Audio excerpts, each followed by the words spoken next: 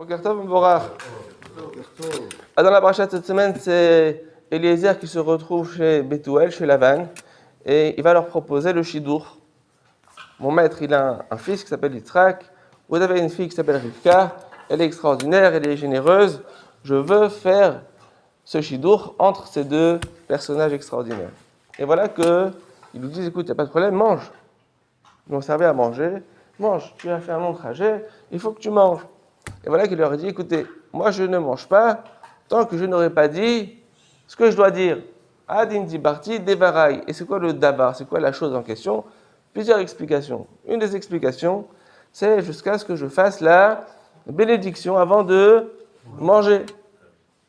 Et lorsqu'il a récité la bénédiction avant de manger, qu'est-ce qui s'est passé? Il y a un ange qui est venu et il a changé les assiettes qu'il y avait devant Bethuel, c'est-à-dire le père de Rivka, et devant Eliezer. Pourquoi? Qu'est-ce qu'il y avait dans le plat? Il y avait un poison. Eliezer, il est venu avec 10 chameaux remplis d'or et d'argent, pierres précieuses, tout ce que vous voulez. Ils se sont dit, lui, on va lui donner dans le manger, on va lui mettre un poison. Il va manger, on va prendre l'argent, on a fini l'histoire.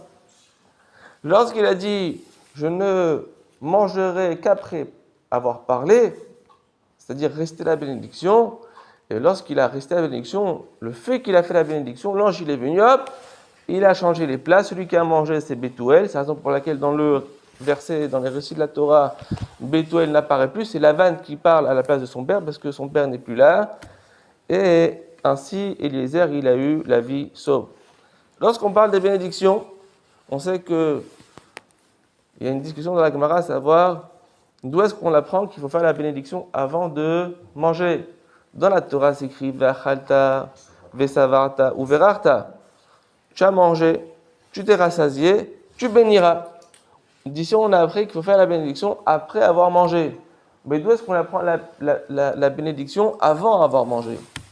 Alors la Gemara, elle n'a pas forcément de réponse. Elle n'a pas trouvé une réponse avec une source de la Torah. Il avait dit, écoute, c'est un kalvachomer, c'est-à-dire, c'est un enseignement qu'on apprend à, qu'on appelle ça? A fortiori, bravo. Ça veut dire quoi? Si déjà quand l'homme, il est rassasié, il doit bénir Dieu, alors c'est déjà lorsque l'homme, il a faim, et il a quelque chose qu'il peut consommer, alors à plus forte raison qu'il doit remercier Dieu du fait qu'il a un aliment qu'il peut consommer pour se rassasier. Et du coup, on a appris qu'il faut faire la bénédiction avant de manger. Maintenant, quelle bénédiction on fait avant de manger?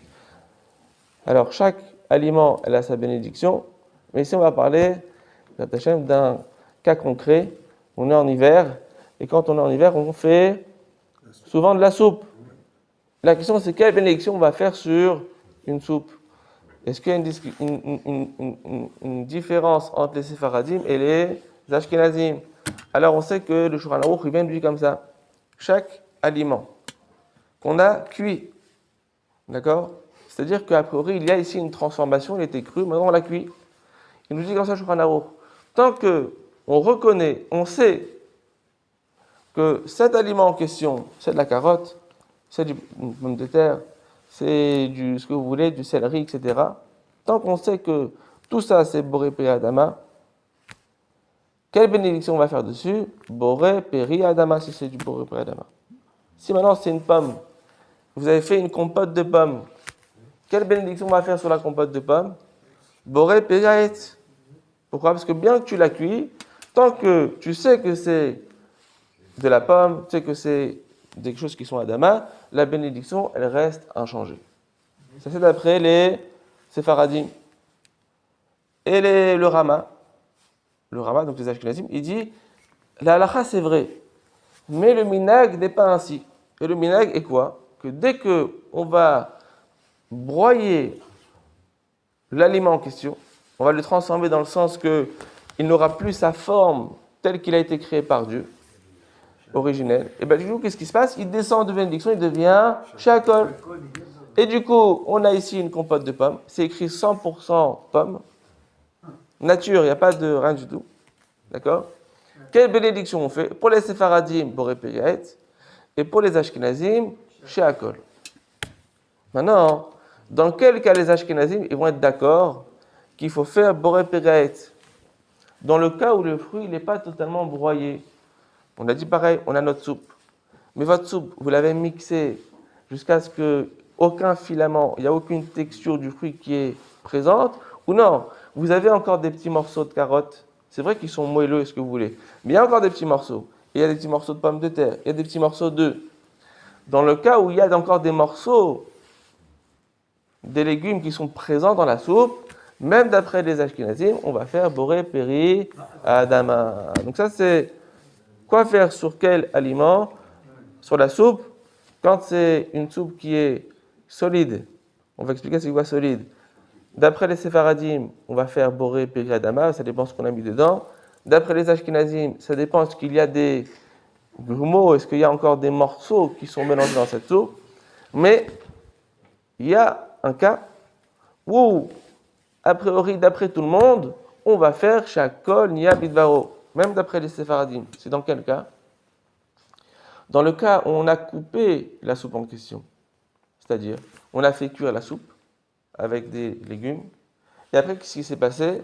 On l'a mixé, on a mis de l'eau, et du coup, ce n'est pas une soupe qui se mange, mais c'est une soupe qui se boit. On l'a transformée en boisson. Et du coup, qu'est-ce qui se passe? Lorsque là, tu as pris un fruit ou un légume, et tu l'as broyé, et maintenant il ne se mange pas, mais il se boit, alors là, même d'après les Séfaradim, il ne s'appelle plus boré péri adama, il devient shakol niya bidvaro. C'est quoi quelque chose qui se mange et quelque chose qui se boit? Est-ce qu'on a besoin de faire une action avec notre langue, avec notre palais, avant même de pouvoir avaler? Quand vous buvez le coca, on boit le coca. On ne fait aucune action dans notre palais pour le mâcher. D'accord? Alors que lorsqu'on est en train de manger une soupe, si elle n'est pas totalement liquide, il faut quand même la mâcher un petit peu avant de l'avaler. Donc elle est considérée encore solide et elle sera boré, péri, adama. Pareil pour les compotes de pommes qu'on achète, qu'on veut manger, d'accord, dans les trajets ou quelque chose comme ça. Est-ce que ça se boit cette compote de pommes? Non, elle est quand même solide. D'accord? Il faut mâcher quelque chose, d'accord? Donc, d'après les Séfaradim, ça sera boré, péri, aet, et d'après les Ashkenazim, ça sera shakol, niya, bidvaro, chazak ou baruch. Tana devele ou kulashana lechad bechol yom.